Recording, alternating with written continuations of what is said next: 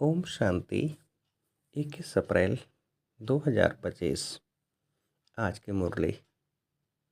मीठे बच्चे, बाप आया है तुम्हें करंट देने। तुम देही अभिमानी होंगे।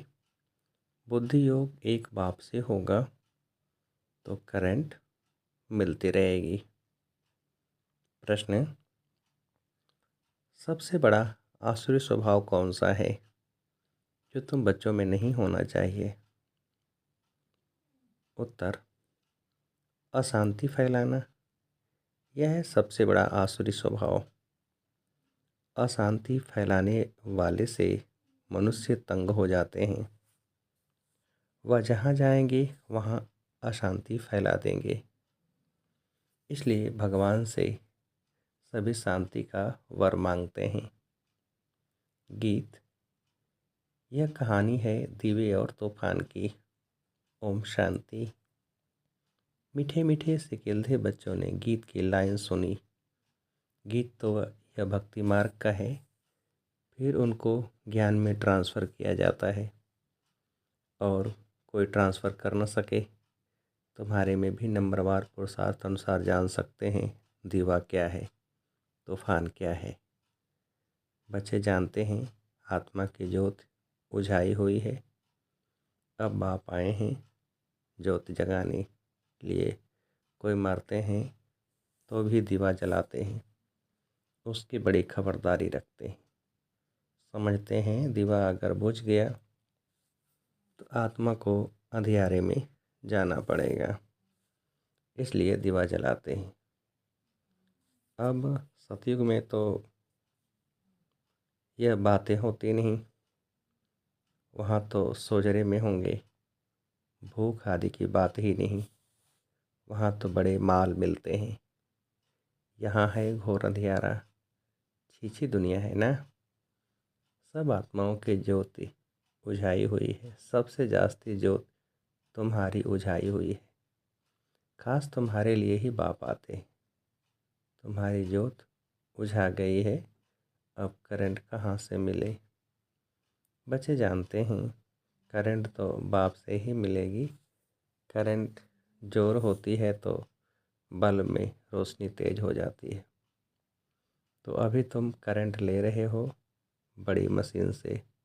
देखो बॉम्बे जैसे शहर में कितने ढेर आदमी रहते हैं, कितनी जास्ती करंट चाहिए। ज़रूर इतनी बड़ी मशीन होगी। यह है बेहद की बात। सारी दुनिया की आत्माओं की ज्योत बुझी हुई है, उनको करंट देना है।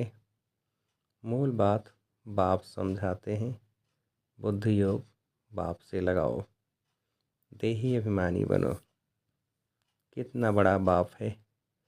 सारी दुनिया के पतित मनुष्यों को पावन करने वाला सुप्रीम बाप आया है सबकी ज्योत जगाने। सारी दुनिया के मनुष्य मात्र की ज्योत जगाते हैं। बाप कौन है, कैसे ज्योत जगाते हैं, यह तो कोई नहीं जानते।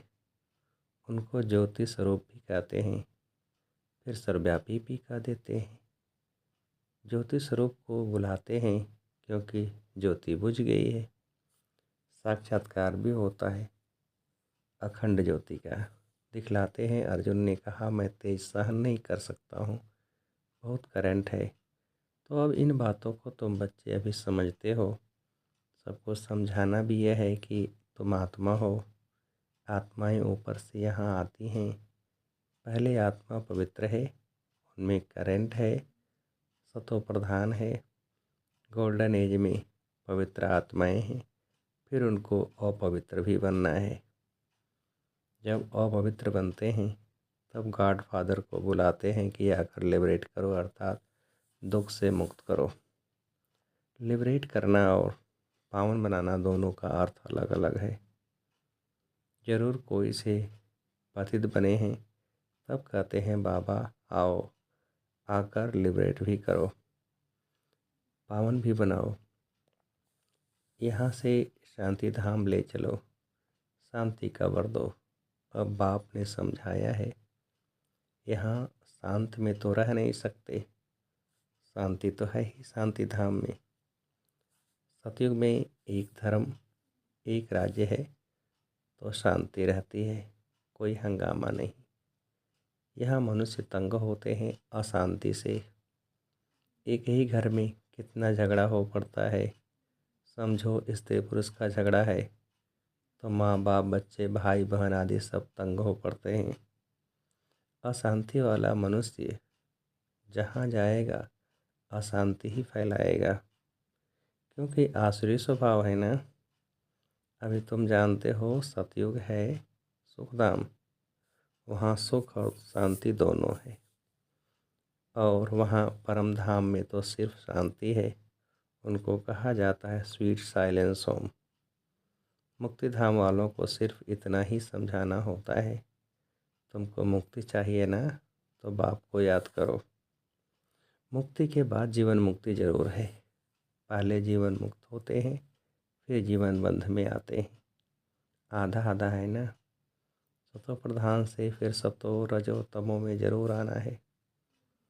पिछाड़ी में जो एक आधा जन्म ये आते होंगे वह क्या सुख दुख का अनुभव करते होंगे।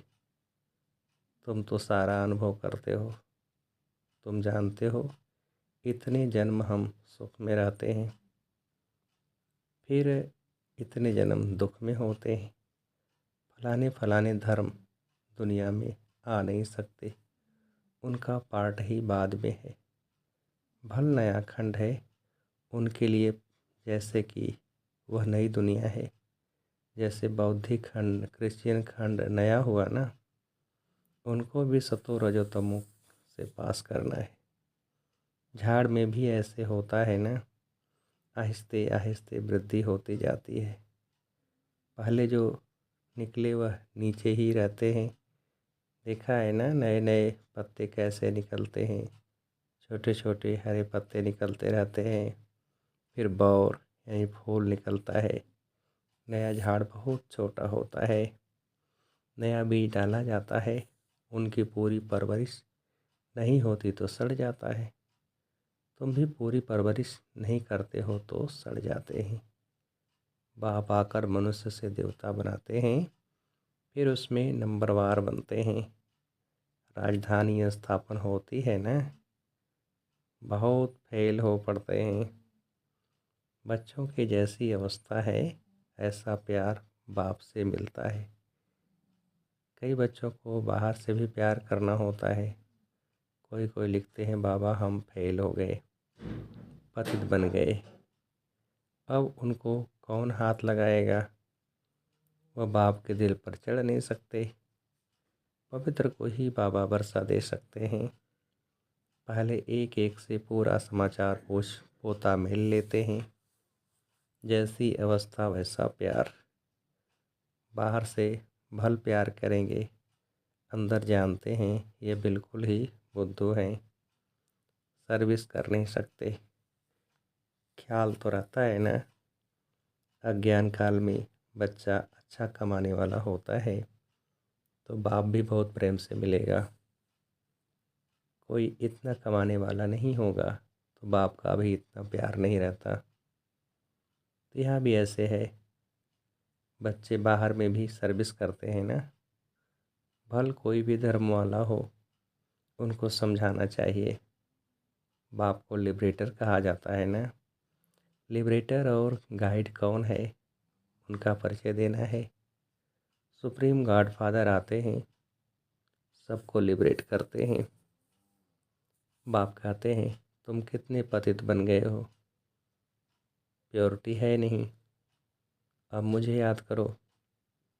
बाप तो एवर प्योर है, बाकी सब पवित्र से अपवित्र जरूर बनते हैं।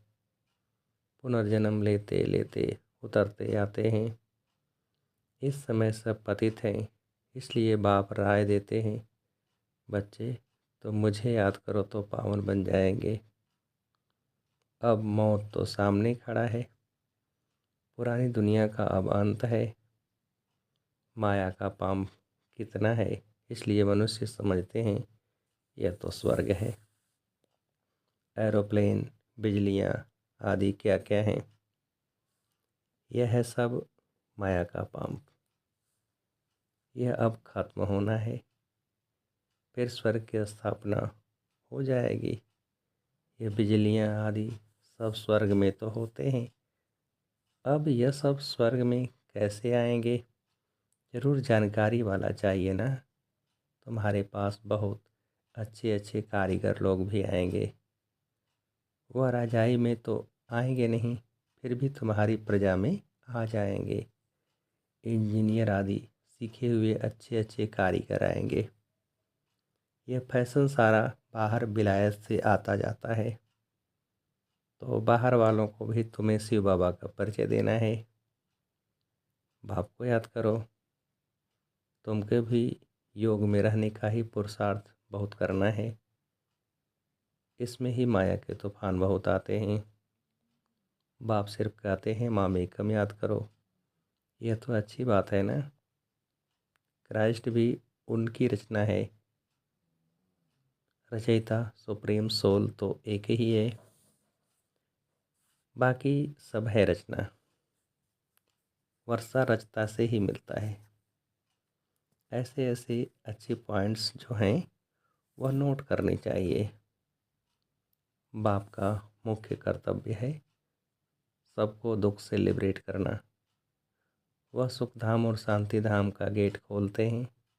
उन्हें कहते हैं, हे लिबरेटर, दुख से लिबरेट कर हमें शांति धाम सुख धाम ले चलो। जब यहाँ सुख धाम है तो बाकी आत्माएं शांति धाम में रहती हैं। हेवन का गेट बाप ही खोलते हैं। एक गेट खुलता है नई दुनिया का, दूसरा शांति धाम का। अब जो आत्माएं अपवित्र हो गई हैं उनको बाप श्रीमत देते हैं, अपने को आत्मा समझो, मुझे याद करो तो तुम्हारे पाप कट जाए। अब जो जो पुरुषार्थ करेंगे तो फिर अपने धर्म में ऊंच पद पाएंगे। पुरुषार्थ नहीं करेंगे तो कम पद पाएंगे। अच्छी अच्छी पॉइंट्स नोट करो तो समय पर काम आ सकती है। बोलो, शिव बाबा का ऑक्यूपेशन हम बताएंगे तो मनुष्य कहेंगे यह फिर कौन है जो गॉड फादर शिव का ऑक्यूपेशन बताते हैं। बोलो, तुम आत्मा के रूप में तो सब ब्रदर्स हो, फिर प्रजापिता ब्रह्मा द्वारा रचना रचते हैं तो भाई बहन होते हैं। गॉड फादर जिसको लिबरेटर गाइड कहते हैं, उनका ऑक्यूपेशन हम आपको बतलाते हैं। ज़रूर हमको गॉड फादर ने बताया है, तब आपको बताते हैं संसोज फादर। ये भी समझाना चाहिए, आत्मा बिल्कुल छोटा स्टार है। इन आँखों से उनको देखा नहीं जाता है। दिव्य दृष्टि से साक्षात्कार हो सकता है। बिंदी है, देखने से फ़ायदा थोड़ा ही हो सकता है। बाप भी है, देखने से फ़ायदा थोड़ा ही हो सकता है। बिंदी है, देखने से फ़ायदा थोड़ा ही हो सकता है। बाप भी ऐसे ही बिंदी है, उनको सुप्रीम सोल कहते हैं। सोल एक जैसा ही है, परंतु वह सुप्रीम है, नॉलेजफुल है, ब्लिसफुल है, लिबरेटर और गाइड है। उनकी बहुत महिमा करनी पड़े।